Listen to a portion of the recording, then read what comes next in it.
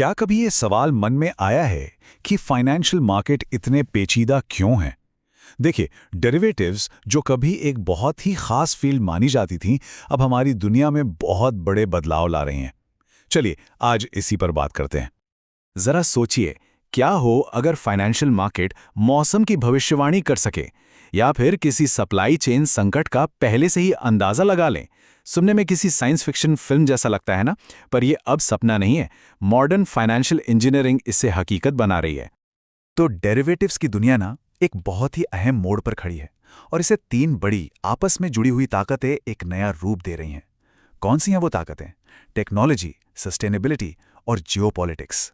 आइए एक एक करके इन तीनों को समझते हैं और देखते हैं कि ये हमारे आने वाले कल को कैसे बना रही हैं।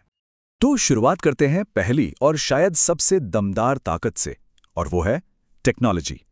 खासतौर पर आर्टिफिशियल इंटेलिजेंस और मशीन लर्निंग। ये चीज़ें फाइनेंशियल मार्केट्स में सच में एक क्रांति ला रही हैं।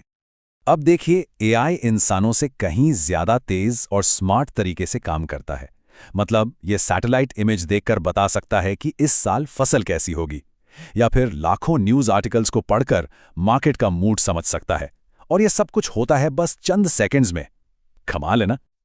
और हाँ, ये सब कोई हवाई बातें नहीं हैं। ये जो कोड दिख रहा है, ये असली पाइथन कोड है। ये दिखाता है कि एआई असल में काम कैसे करता है, कैसे वो मुश्किल से मुश्किल फाइनेंशियल प्रोडक्ट्स की कीमत तय कर देता है।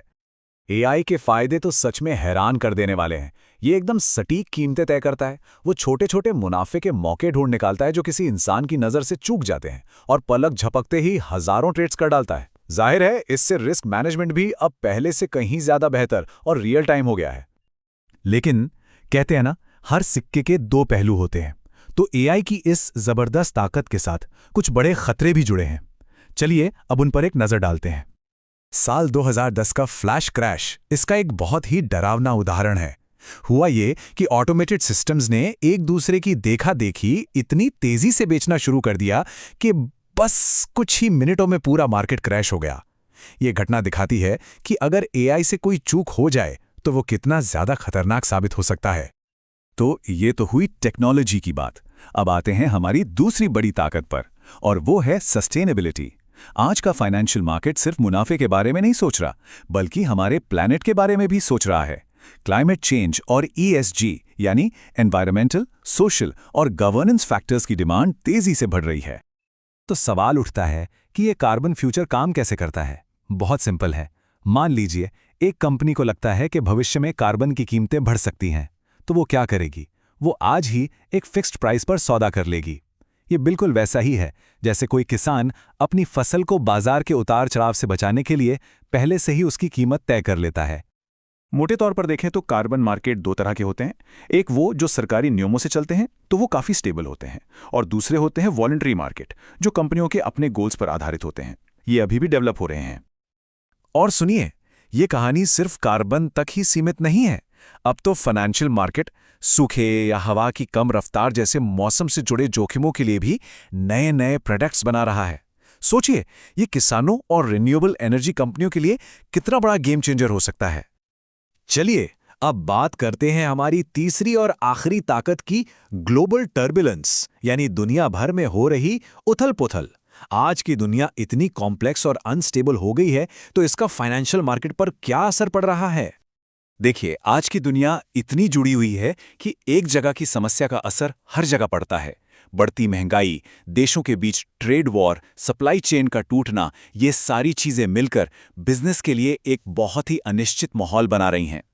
इसे एक उदाहरण से समझते हैं। सोचिए, एक कंपनी है जिसे एक ही वक्त पर अपनी करेंसी में गिरावट, कच्चे माल की बढ़ती कीमतों और ऊपर से शिपिंग में देरी, इन सब का सामना करना पड़ रहा है। जाहिर है, इन उलझी हुई समस्याओं के लिए अब पहले से कहीं बेहतर फाइनेंशियल टूल्स की जरूरत है। इस बात का मतलब बहुत सीधा है। अब फाइनेंशियल मॉडल सिर्फ मार्केट के डेटा को देखकर नहीं बन सकते।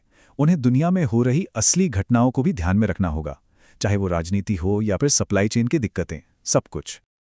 तो इन सब बदलावों का नतीजा क्या निकलता है? नतीजा ये है कि अब हमें एक बिल्कुल नए तरह के फाइनेंशियल प्रोफेशनल की जरूरत है। कोई ऐसा जो इस तेजी से बदलती दुनिया में ना सिर्फ टिका रहे, बल्कि आगे भी बढ़े। आने वाले कल का फाइनेंशियल इंजीनियर सिर्फ एक चीज का एक्सपर्ट नहीं हो सकता, उसे तो एक साथ कई भूमिकाएं निभानी होंगी। उसे टेक्नोलॉजी भी समझनी होगी, सस्टेनेबिलिटी की भी जानकारी रखनी होगी और ग्लोबल रिस्क को भी संभालना होगा। मतलब एक ऑलराउंडर। जूलिया ग्वेन इसका एक बहुत अच्छा उदाहरण है। वो हाल ही में ग्रेजुएट हुई हैं और उन्होंने अपनी मैथ्स की नॉलेज और टेक स्किल्स को मिलाकर एक ऐसा एआई मॉडल बनाया जो बहुत ज़्यादा उतार चढ़ाव वाले मार्केट में भी मौके ढूंढ सकता है। सच कहें तो यही भविष्य है। तो अगर कोई इस फील्ड में अपना करियर बनाना चाहता है तो उसे क्या करना होगा? उसे पाइथन जैसी प्रोग्रामिंग सीखनी होगी, नए नए नियमों को समझना होगा और क्लाइमेट साइंस की बेसिक जानकारी भी रखनी होगी। कहने का मतलब है अब एक मल्टी डिसिप्लिनरी अप्रोच ही कामयाबी का रास्ता है। महान लियोनार्डो दा विंची ने एक बार कहा था, सीखना दिमाग को कभी नहीं थकाता, और ये बात आज के फाइनेंशियल वर्ल्ड पर बिल्कुल फिट बैठती है। इस तेजी से बदलती दुनिया में अगर कामयाब होना है तो लगातार सीखते रहने की आदत डालनी होगी। यही सबसे बड़ा मंत्र है।